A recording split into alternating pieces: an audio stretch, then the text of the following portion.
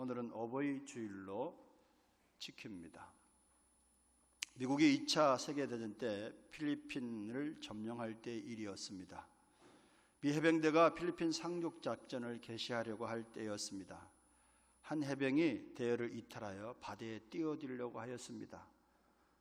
바다에 떨어진 상의를 줍기 위해서였습니다. 상사는 지금은 급박한 상황이니까 그까지 상의 한 번쯤은 무시해도 된다. 그러니 대열을 이탈하지 말라고 명령하였고 경고하였습니다. 그러나 그 병사는 기어이 바다에 뛰어들어가 자기 윗옷을 건져내었습니다. 화가 난 상사는 그 작전이 끝나자 그를 명령 불복종죄로 군사재판에 회부했습니다. 군법회의에서 사법관 듀 장군이 묻습니다. 기관은 왜 상사의 명령을 어겼는가? 해병은 말없이 군복 윗주머니에 사진 한 장을 꺼냈습니다. 어머니의 사진이었습니다. 잊으려야 잊을 수 없는 어머니의 얼굴이었습니다. 바다에 떨어진 상해 속에는 어머니의 사진이 있었기 때문에 그 사진을 찾으려고 이 병사는 바다에 뛰어들었던 것입니다. 듀 장군은 그에게 무죄를 선언했습니다. 왜냐하면 그 장군 또한 어머니의 무게를 알기 때문이었습니다. 연세대 고 김창국 교수님의 얘기입니다. 좋을 때에는 애인이 생각나고 고생스러우면 고생스러울수록 어머니가 생각난다. 그래서 훈련소나 교도소에서는 어머니에 대한 노래가 많다는 말이죠. 어머니의 사랑의 깊이를 알게 하는 그런 얘기입니다. 어버이날에 자꾸 어머니 얘기를 하다 보니까 아버지가 기가 죽는 것 같은데 내년에는 아버지에 관한 좀 설교를 좀 해볼까 합니다. 금년에는 그래도 어머니에 대한 설교를 좀 하고요.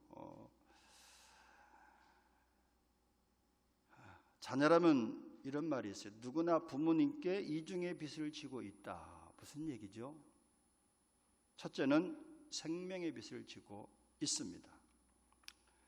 부모님이 없으면 이 땅에 우리가 태어날 수가 없습니다. 그 누구도 태어날 수 없습니다. 그런 점에서 우리 모두는 부모님께 무슨 빚을 지고 있다? 생명의 빚을 지고 있는 겁니다. 또 한 가지는 무슨 빚을 지고 있느냐? 양육의 빚을 지고 있습니다. 우리가 여기까지 오는 데 있어서 부모님들의 수고와 희생은 가히 상상을 초월합니다. 핏덩어리로부터 태어난 우리가 이렇게 사랑구실을 하게 할 수 있게 된 것은 전적인 부모님의 돌보심과 사랑 때문입니다. 여기 동의를 잘 안 하려고 그러는데 자식을 길러본 사람들은 동의가 되고 아직 초짜들은 동의가 잘 안 돼. 그런가 보다 지식적으로만 느껴지지. 저도 막 아이 셋을 제가 키운 건 아니지만 어쨌든 아이 셋을 낳아서 키워오는 과정에 잘 몰랐어요. 근데 손녀를 낳고 보니까 손녀를 낳고 키우는 과정을 제가 키우진 않았지만 부모들이 또 주위의 사람들이 전적으로 돌보는 것을 보고 이거는 부모가 한 2, 3년 안에는 딱 달라붙어 있어야 되는구나. 한눈을 팔 수가 없는 거야. 한눈을 팔 수가 없는 거야.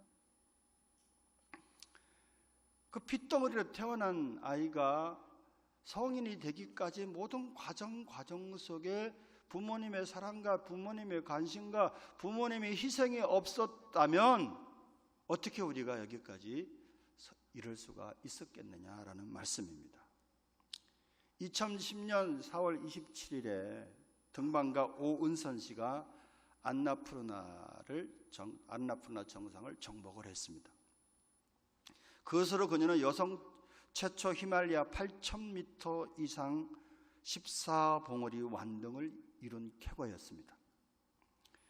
그녀는 역사를 완성한 날 안나푸르나 정상의 태극기를 꽂고 막 눈물을 흘렸습니다. 그 방송이 쭉 되는 가운데서 그리고 그는 인터뷰를 합니다. 자기 혼자 인터뷰를 해서 다 보내잖아요. 너무 기쁩니다. 대한민국 국민과 함께 이 기쁨을 나누고 싶습니다. 정말 고맙습니다. 그러면서 그가 한 말이 있는데 엄마 아빠가 가장 생각납니다 라고 말을 그의 영광이 있기까지 뒤에서 수고한 사람이 많았겠지만은 가장 수고한 사람은 아마 그의 길을 안내하고 짐을 져주면서 함께했던 세르파일 것입니다. 세르파는 산에 오르는데 필요한 식량, 의복, 텐트, 산소, 연료, 의약품을 대신 지고 세르파가 가잖아요. 산더미 같은 보급품을 날라다 줍니다. 그 사람들의 도움이 없으면 어느 누구도 등반할 수가 없어요, 정상을. 그 덕분에 등반가들은 비교적 편하게 산을 오를 수 있습니다. 그뿐만 아니라 등반가들은 갖가지 기술적이고 편리한 장비와 편리한 옷을 입으면서 등반을 하지만 세르파들은 그 예를 들면 네팔이라 그러면 그 지역의 산족들이잖아요. 그 지역을 잘 알고 있는 사람들이 세르파가 된단 말이에요. 그 사람들이 입은 옷과 장비가 변변치 않습니다. 바로 부모님이 우리 인생의 세르파라는 생각을 우리가 하게 됩니다.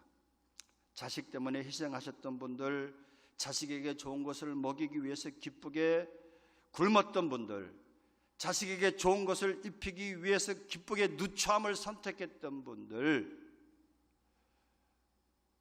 자식은 나이키라는 유명 메이커 신발을 사주지만은 자기는 나이스 이런 걸 사신단 말이에요. 짜퉁을 사신단 말이에요. 옷도 유명 메이커를 자식은 사주지만은 그것도 유명 메이커 제가 생각이 잘 안 나. 아무튼 거기다가 글자 하나가 이상하게 삐뚤어져 가지고 나이키는 이렇게 돼 있는데 그 막 또 거꾸로 이렇게 돼 있는 어떤 그런 메이커도 아닌 그런 것들을 기쁨으로 그냥 신고 자식에게는 좋은 것을 사주고 좋은 것을 입히고 좋은 것을 신게 하는 것이 부모의 마음이잖아요, 사실은. 근데 자식들이 이걸 몰라. 당연한 줄 안다니까. 제가 그랬으니까 저도. 안 해준 것만 원망스럽지 잘해주는 것은 당연히 해줘야 되는 건 줄 알아. 그래서 제가요 조금 철이 들고 난다면은 어버이 주일만 되면 내가 이 설교를 해야 되냐 말아야 되느냐. 사실 이번 주에 다른 설교를 준비하고 넘어가려고 그러는데 사모님이 어버이 주일날 어버이 설교를 하셔야지 무슨 설교를 하십니까? 그래서 주님의 음성으로 듣고 아무튼 그래서 급하게 다시 설교를 다시 준비를 했어요. 어제 설교 준비하는 가운데서 어버이에 대한 동상을 친구 목사가 띄워줬는데 한 5분 되는 걸 제가 그 어버이에 대한 동상, 특별히 아버지에 관한 얘기였어요.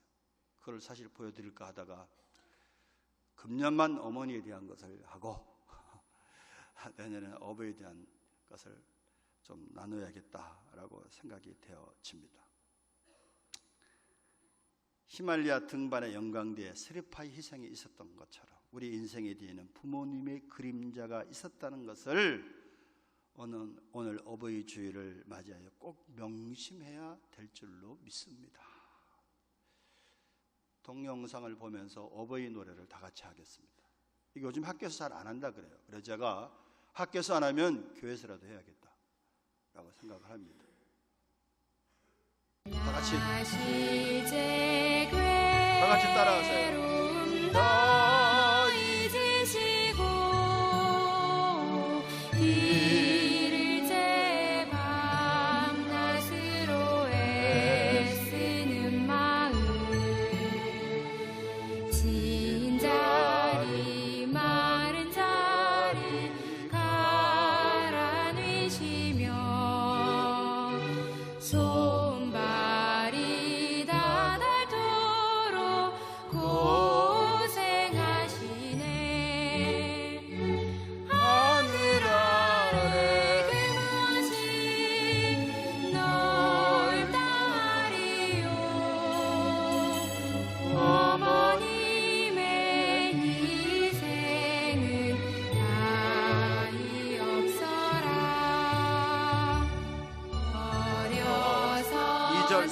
가사를 잘 생각하면서 음미하세요.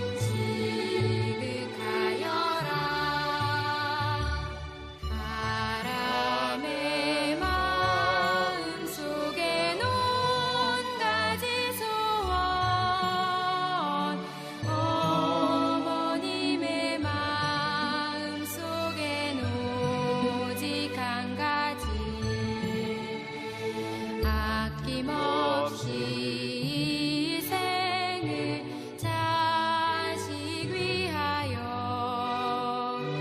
살과 뼈를 깎아서 바치는 마음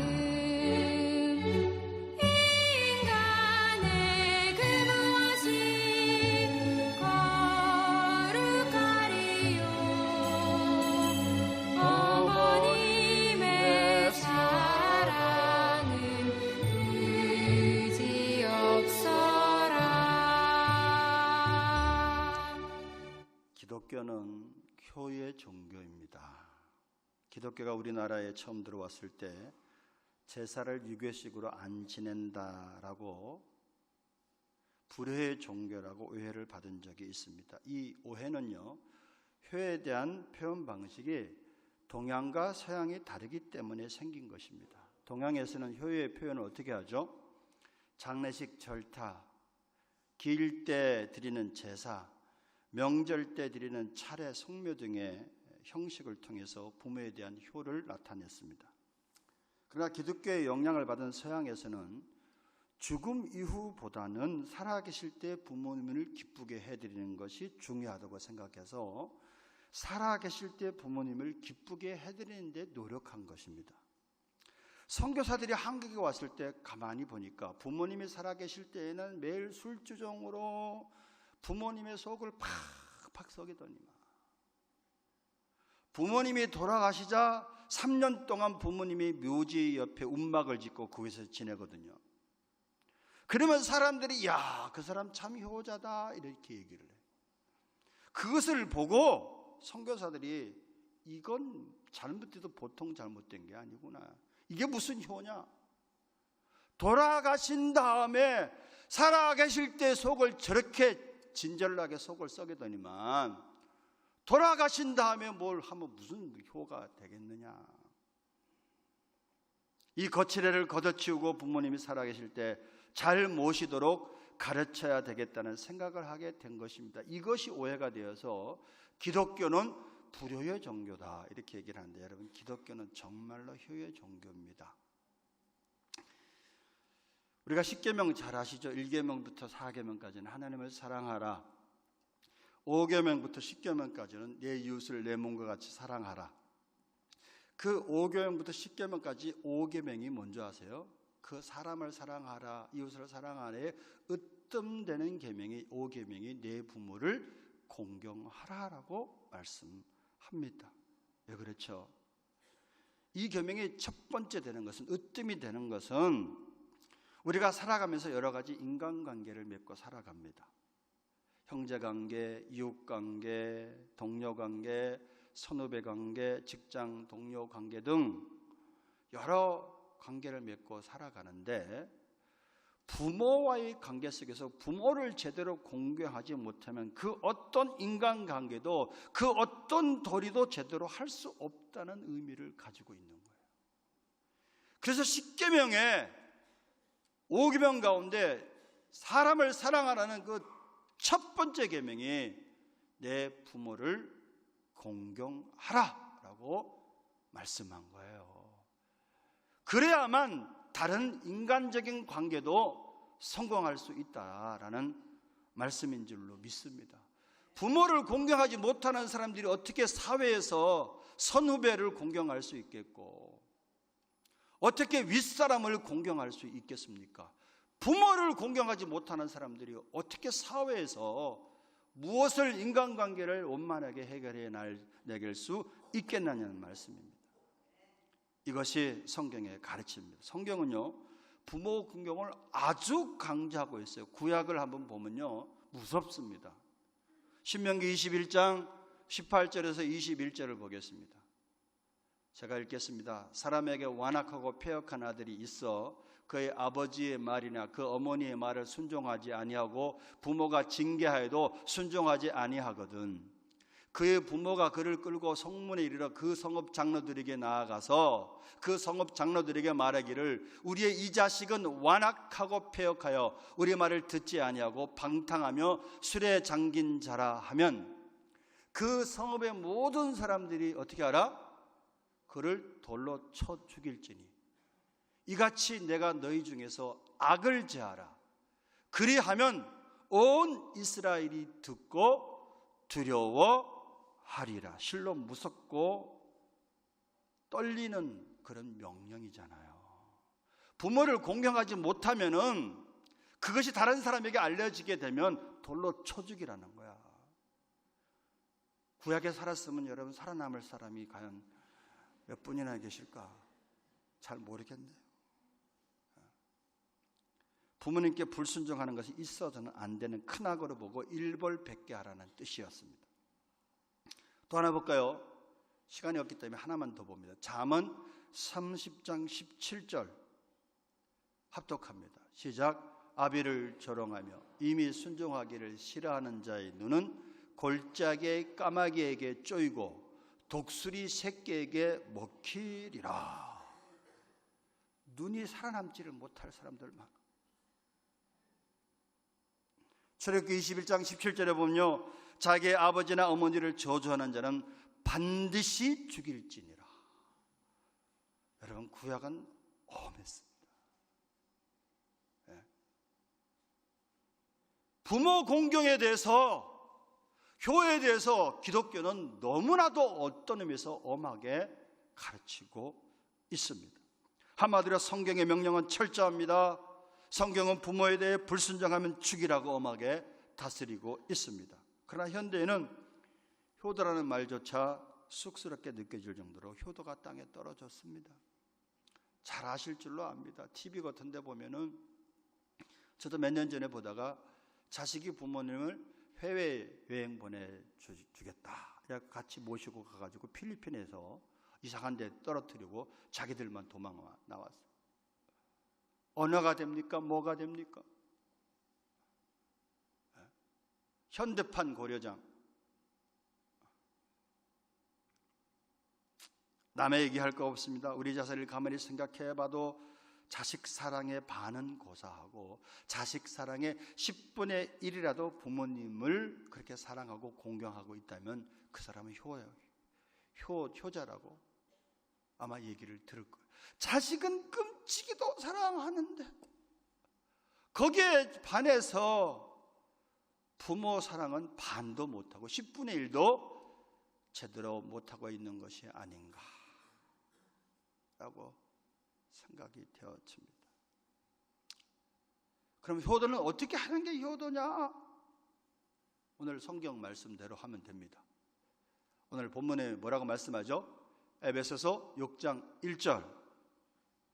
자녀들아, 너희 부모를 어떻게 하라? 주 안에서 순종하라. 이것이 옳으니라 그랬어요. 순종하라는 단어는 히라보로 히파쿠어라는 말인데 잘 들음을 뜻합니다. 귀로만 듣는 것이 아니라 듣고 잘 받들어 그 뜻을 따른다라는 그런 의미가 순종입니다. 여러분. 기독교는 옷을 해드리고 먹고 그것을 드렸다고 꼭 효라고만 말하지를 않습니다. 사실은 겉보다는 속이 더 중요한 거야. 부모님을 사랑하는 마음으로, 부모님을 생각하는 마음으로, 부모님의 사랑과 부모님의 은혜에 보답하는 마음을 가지면서 옷을 해드리든가 용돈을 드리든가, 마치 못해서도 괜찮은데 그것마저도 안 하고 있는 세상이 거꾸로 가는 세대 속에서 저와 여러분이 살고 있어요.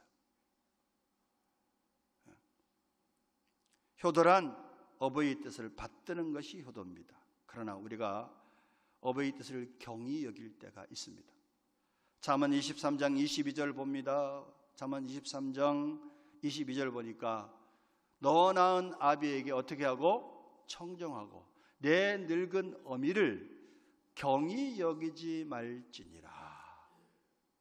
경히 여긴다는 얘기는 우습게 여긴다는 뜻이에요. 왜? 나이가 드시면 어머니가 어린아이 같아집니다. 어머니의 생각이 사실은 막 못 미칩니다. 그러니까 우습게 여긴다. 그런데 성경이 얘기합니다. 그런다 할지라도 너 늙은 어미의 말을 경히 여기지 마라. 우습게 여기지 마라. 어머니의 생각은 고리타분해. 사실 또 맞을 때가 있어, 그 말이. 예? 옛날 사고방식이야, 현대 사람에게 맞지 않아, 강요해. 그러나 그렇다고 우습게 여기지 말고 이해하시라는 거예요. 우리 어머니가 잘 몰라서 그런 거예요. 이해하라는 거야, 이해하라. 우습게 여기는 거와 이해하는 거랑은 차이가 크다는 그런 말씀입니다. 이처럼 본문의 생각을 본문의 가르침을 가볍게 생각하고 우습게 여길 때가 많아요. 저도 자유롭지 못합니다, 사실은. 그래서 설교를 될 수 있으면 안 하려고 하는데, 부모님 말씀을 주 안에서 순종하는 저와 여러분 되기를 바랍니다. 두 번째는 어떻게 하는 것이요? 공경하라. 그래서 공경하라. 6장 2절에 보니까 내 아버지와 어머니를 공경하라는 말씀이 있습니다. 공경이란 히라보로 티마오라는 말인데 사랑과 존경을 드리는 모든 행위를 뜻합니다.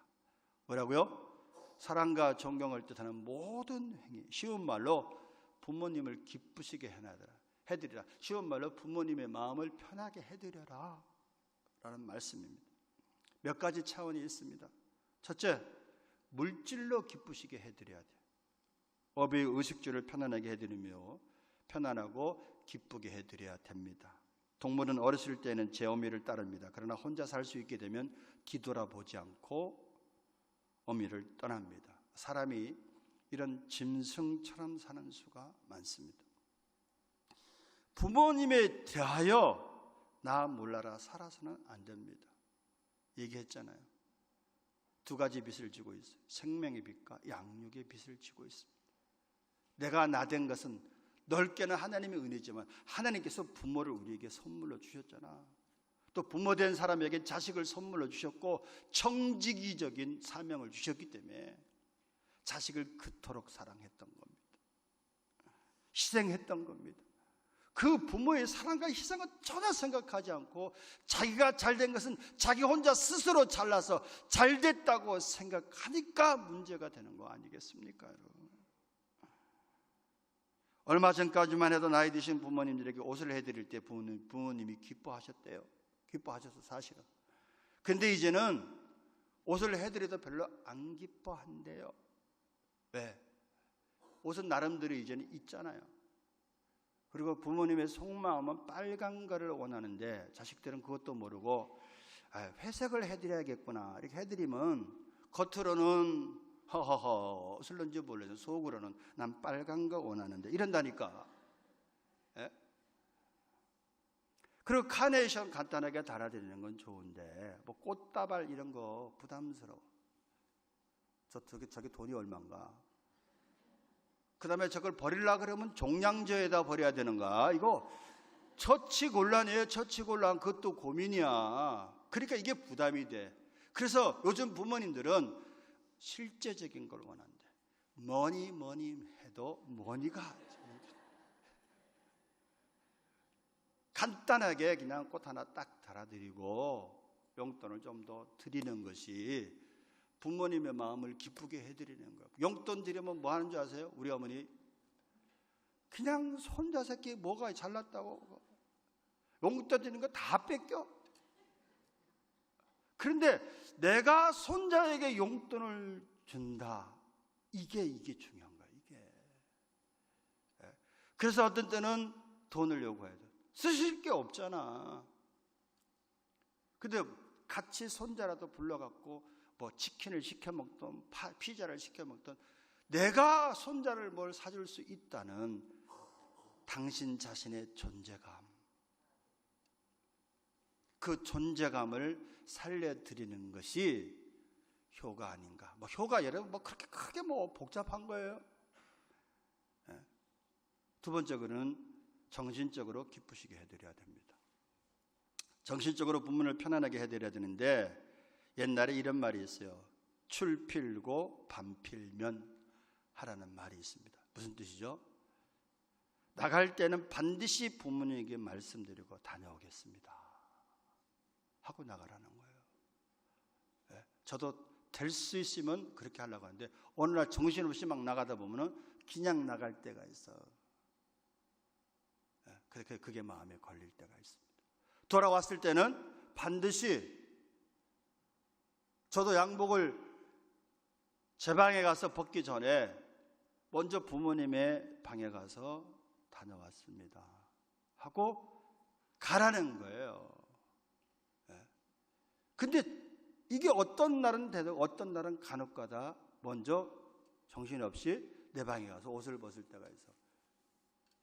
그러면은 이걸 모르시면 괜찮은데 알게 되면 서운해 하신단 말이죠. 처음엔 뭐 그런 거 갖고 이해도 못 하시나라고 했는데 제가 자식을 키우다 보니까 바깥에 나갔다 오면 인사도 잘 안 해. 저 새끼 봐라 이런 생각이 든단 말이에요. 나갈 때도 인사를 잘 안 해. 할 때도 있고 안 할 때도 있고. 아, 내가 뭔가를 잘못 가르쳤나? 거기에 아무것도 아닌데 상처를 받게 되더라 이거예요. 상처를 받게. 그래서 여러분, 효대의 전 첫걸음을 뭐라고요? 출필고 반필면 하라는 거예요. 같이 안 사시는 분들, 자녀라도 키우는 분들은 가르치세요. 가르치셔. 너 나갈 때 반드시 인사하고 나가라. 들어왔을 때는 먼저 꼭 내 방에 와서 먼저 인사하고 네 방 들어가. 가르쳐야 됩니다.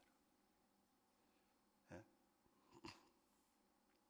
그리고 다른 데서 사시는 분들 전화라도 꼭 드리셔야 돼요. 전화라도. 그리고 그리스도인들은 자식들이 신앙생활을 잘하는 것이 정말 기쁨이고 보람이에요. 아무리 자식이 잘 된다 할지라도 주일날 교회 잘 안 나오고 그러면 예수 그리스도를 모신 신앙인들은, 제대로 된 그리스도인들은 그게 너무 마음이 상해요. 그게 너무 마음이 상해요.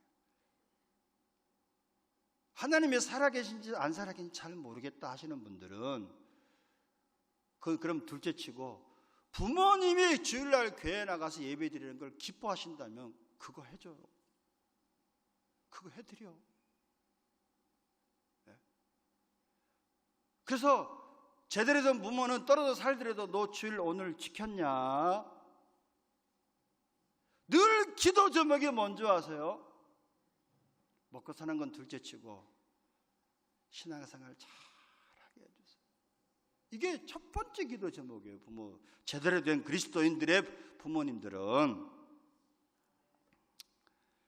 그래서 신앙생활 잘 하셔서 부모님의 마음을 편하게 해드리고 기쁘게 해드리시기를 바랍니다. 또 하나 우리가 알아야 될 것은 부모님의 인생에 실패와 실수가 있다 손치더라도, 남들에게 내놓기에 부끄럽다 손치더라도, 다른 사람들은 부모님을 비난할지는 몰라도 자식들은 비난하면 안 돼.